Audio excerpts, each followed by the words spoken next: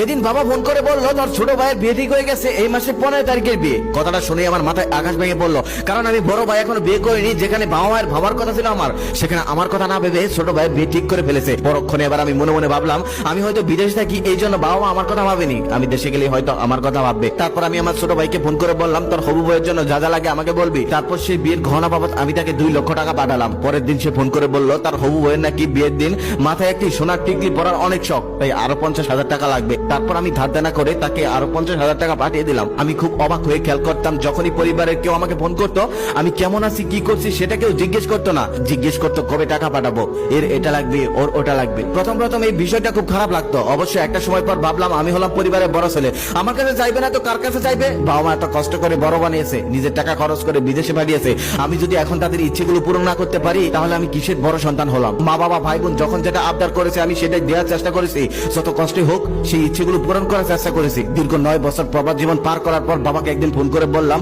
বাবা আমি দেশে ফিরে আসতে চাই। বাবা তখন বলল দেশে এসে কি করবি? তখন আমি বললাম কিছু একটা করব, তোমাদের ছাড়া আর ভালো লাগে না, ভাই বোনদের দেখতে ইচ্ছে করে। বাবা তখন রাগ নিয়ে বলল দেখতে ইচ্ছে করে ভিডিও কলে দেখ, এখন কি আর সেই দিন আছে যে এসে দেখতে হবে? আমি সবেমাত্র ঘরের কাজ ধরেছি, তুই যদি এখন চলে আসিস তাহলে সেই ঘরের টাকা পাঠাবে কে? সেদিন বাবার কথা শুনে আমার মনে হলো আমি আসলে একটা টাকার মেশিন। মানুষ এমনি এমনি বলে না, প্রবাসীরা হলো পরিবারের জন্য শুধু একটা টাকার মেশিন, তাছাড়া আর কিছুই না। এভাবে আরো 1 বছর কেটে গেল, 1 বছরের মধ্যে ঘর কমপ্লিট হলো। তারপরে আমি হুট করে বাড়ি চলে আসলাম, যেখানে বাবার কথা ছিল আমাকে জড়িয়ে ধরা, সেখানে বাবা দূরে দাঁড়িয়ে আছে। ছোট বোন রাগ করে আছে, কারণ ওর হাজবেন্ডের জন্য একটা রোলেক্স ঘড়ি আনতে বলেছিল, আমি এনেছি অন্য ঘড়ি। আমি ছোট বোনকে বললাম আরে পাগলি এই ঘড়িটা অনেক দামি। তখন সে বলল তোমার দামি ঘড়ি তুমিই দাও, আমার হাজবেন্ড এই ঘড়ি নিবে না, তোমার দামি ঘড়ি তুমি হাতে নিয়ে বসে থাকো। অথচ ছোট বোন বলে গেল ছোট থেকে ও যা চেয়েছে আমি কখনোই কোনো ইচ্ছাও ওর অপূর্ণ রাখিনি। ছোট ভাই রাগ করে আছে, কারণ ওর স্ত্রীর জন্য আইফোন আনতে বলেছিল, আমি সেটা আনতে পারিনি, অন্য একটা ফোন এনেছি। ছোট ভাইকে বললাম দেখ আমি একবারে চলে এসেছি, সবার জন্য সবকিছু আনতে হয়, আর আমি যা টাকা ইনকাম করেছি তা তো বাড়িতেই পাঠিয়ে দিয়েছি, আমার কাছে তো তেমন টাকা ছিল না,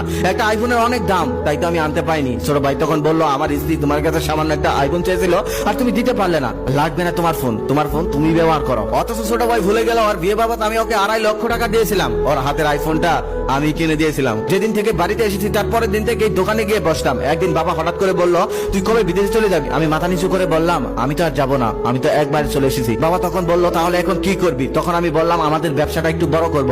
ওপাশ থেকে ছোট ভাই রেগে বলতেছে আমাদের ব্যবসা মানে? এই ব্যবসাটা শুধুমাত্র আমার, এই ব্যবসাতে আর কারো ভাগ নেই, এই ব্যবসাটা আমি ছোট থেকে আস্তে আস্তে বড় করেছি। বাবা তখন এটাই বললো হ্যাঁ ও তো ছোট্ট একটা ব্যবসা নিয়েছিল, সেটার থেকে আস্তে আস্তে বড় বানিয়েছে, এটা তো শুধু অরি ব্যবসা, এটা তো তোর ব্যবসা না, তুই ব্যবসা করতে হলে অন্য একটা ব্যবসা কর। সেদিন ছোট ভাইয়ের কথা আমি যত না কষ্ট পেয়েছিলাম তার থেকে বেশি কষ্ট পেয়েছিলাম বাবার কথায়, কারণ আমি দীর্ঘ 10টা বছর গাদার মতো খেটে কখনোই আমার ভাবিনি, সমস্ত টাকা আমি পরিবারকে দিয়ে দিয়েছি। অথচ ছোট ভাই